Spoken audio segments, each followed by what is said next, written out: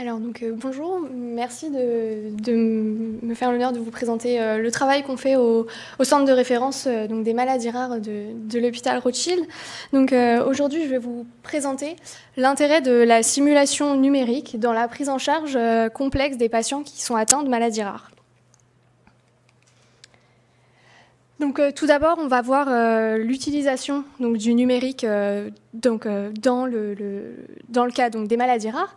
Ensuite, on va voir donc l'apport que ça nous entraîne donc, dans le diagnostic.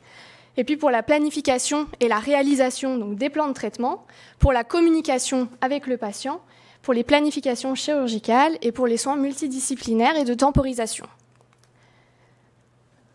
Alors donc les principes de base donc, du numérique en utilisation odontologique, donc tout commence par une prise d'empreinte numérique ou alors une prise de... Pardon. Désolée. Une prise d'empreinte donc numérique ou alors l'acquisition donc, de données radio ou de CBCT et puis ensuite la modélisation sur le logiciel qui vont nous permettre donc de faire les plans de traitement et les planifications pour le patient. Ensuite, on va avoir l'étape donc d'impression ou d'usinage selon les techniques et selon les objectifs attendus et puis l'étape de visualisation ou alors la mise en place en bouche et la réalisation donc de ces traitements. Alors, donc, pour le diagnostic, on a un grand avantage, c'est que le stockage des données, il va être beaucoup plus facile. Effectivement, on a à peu près 2300 patients dans le service, et si on devait stocker tous les modèles, ce serait un petit peu compliqué, ainsi que toutes les données pour les patients. Et donc, en fait, ça nous permet de tout rassembler sur des supports qui sont sécurisés et qui nous permettent donc de suivre l'évolution de croissance, mais aussi de traitement pour les patients. Et ensuite, ça nous permet aussi de faire la modélisation. Donc, par exemple, ici, on a imprimé un cone beam donc d'un patient qui présentait des odontomes multiples. Et donc, ça nous permet donc de visualiser avant la chirurgie toutes les données donc, sur nos patients.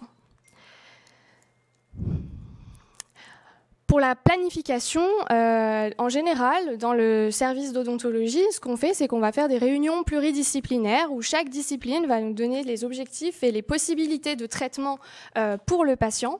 Et ensuite, on va traduire ça par une modélisation de ces traitements. Alors là, je vous donne l'exemple donc, de cette patiente. Cette patiente, elle est atteinte d'oligodontie. Elle a une oligodontie de 10 dents, et notamment donc, de 24, 25 et 22. Et en fait, cette patiente, elle a 20 ans, elle est un petit peu gênée par son sourire parce qu'il n'est pas très symétrique. Elle trouve que ces restaurations qu'elle a depuis quelques années, elles sont un petit peu infiltrées et l'esthétique ne la satisfait pas.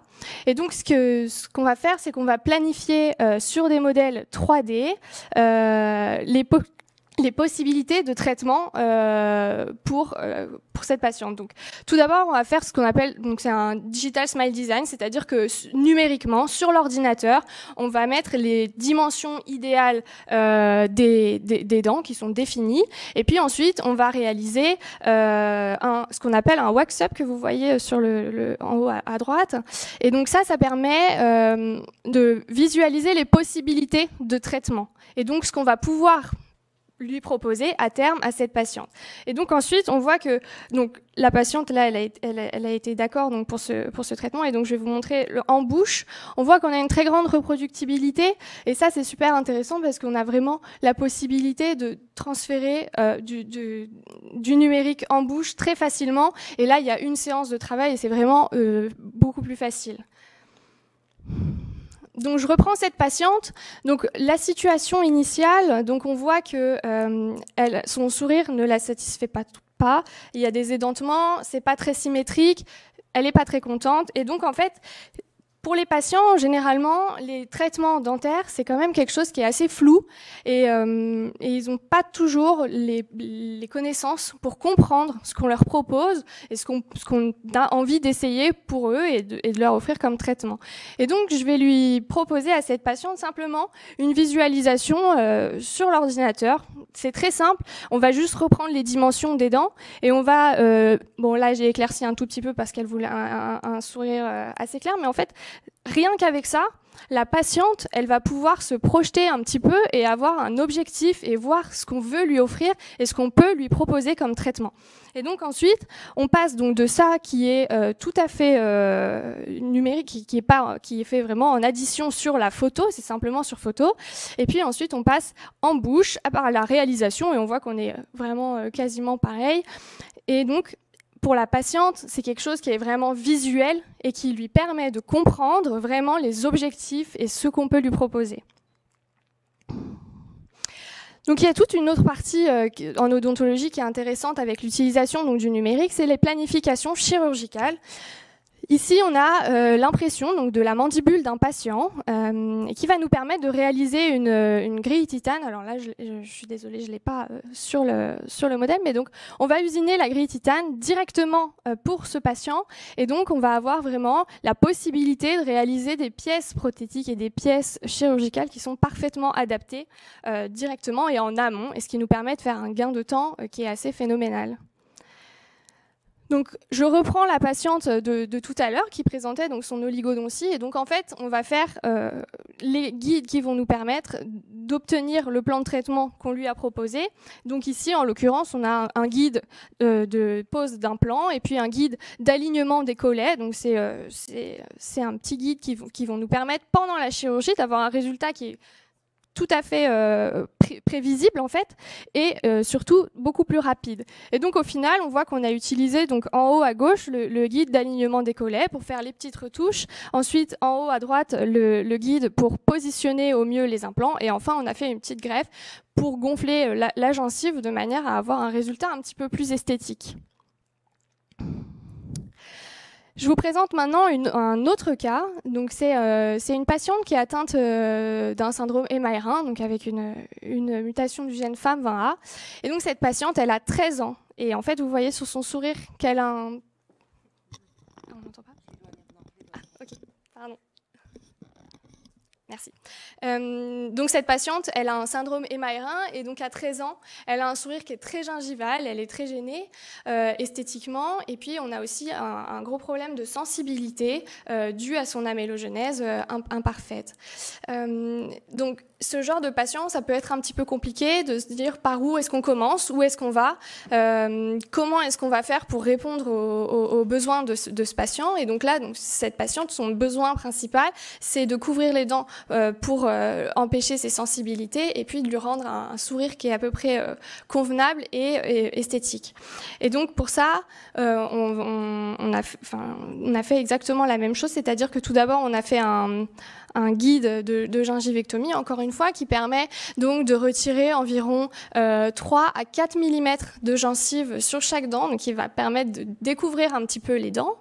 Et puis ensuite, on va réaliser ce qu'on appelle un mock-up en résine qui va permettre donc de couvrir les dents et de protéger toutes les dents. Et aussi, il y a une chose qui est non négligeable, c'est que les patients qui ont comme ça une amélogenèse imparfaite, le collage pour les traitements orthodontiques, c'est quelque chose qui est très problématique parce que souvent, on a des décollements, c'est difficile de coller sur de l'émail qui est altéré. Et donc, en fait, venir protéger les dents comme ceci, avec des restaurations qui vont être collées ou scellées, ça permet de positionner les bagues et les brackets orthodontiques pour permettre de faire les traitements. Et donc pour cette patiente, ce qui est important, c'est que bien sûr, ici, on voudrait avoir un sourire idéal et on voudrait avoir une solution super, super jolie. Mais ce qui est important, c'est que cette patiente, elle a 13 ans et donc elle n'a pas fini sa croissance et donc on va pouvoir encore faire des traitements orthodontiques et il y a des possibilités qui sont en tout cas à essayer. Et donc, cette patiente, on va maintenir un axe des dents qui va permettre un redressement orthodontique. Et ça, c'est vraiment possible avec la réalisation donc, sur le modèle en fonction de l'axe des dents pour maintenir toute cette possibilité de traitement. Pour finir, je vais vous parler de ce deuxième cas. C'est un patient qui a 15 ans, qui présente une amélogenèse imparfaite aussi, associée à une béance. Et donc, il a un besoin de chirurgie orthodontique et aussi d'un traitement orthodontique. Et donc, on est dans le même cas. On a un émail qui est altéré, sur lequel il va être difficile de coller. Et on a aussi une autre problématique, c'est que chez ces patients, la perte de substance, elle entraîne une perte de place pour les restaurations définitives. Et ça, c'est un problème quand les patients terminent leur traitement orthodontique, c'est d'avoir suffisamment de place sans altérer le traitement orthodontique pour remettre des restaurations qui seront définitives en céramique ou autres matériaux. Et donc, en fait, on va simuler, avant même le traitement orthodontique, on va simuler l'espace nécessaire, encore une fois, en maintenant et en conservant l'axe des dents. Et cette simulation, ça va permettre donc non seulement de coller et de faire les traitements orthodontiques, et ça va aussi permettre que nous, plus tard, on ait la place de faire des reconstitutions qui sont définitives. Et donc, pour ça, on va imprimer directement des pièces prothétiques en résine qui ont une très bonne adaptation et une bonne résistance mécanique. Et donc, ça va permettre de faire le traitement orthodontique plus tard, au fur et à mesure des années. Et il y a aussi un deuxième grand avantage, c'est que la patiente que je vous ai montrée tout à l'heure, qui avait ses dents qui étaient très altérées, cette patiente, elle avait eu déjà des restaurations par composite, donc c'est des résines. Et en fait, souvent, ça s'altère au cours du temps. On a des décollements qui sont assez fréquents du fait de la qualité de leur émail. Et imprimer toutes ces petites prothèses et ces couronnes provisoire, ça a quelque chose de très pratique, c'est que si jamais le patient perd une couronne ou si jamais il perd n'importe quelle partie de ces petites pièces, et ben c'est très simple. On a les fichiers qui sont dans l'ordinateur, on lance une réimpression, on remet en bouche et ça dure quelques minutes.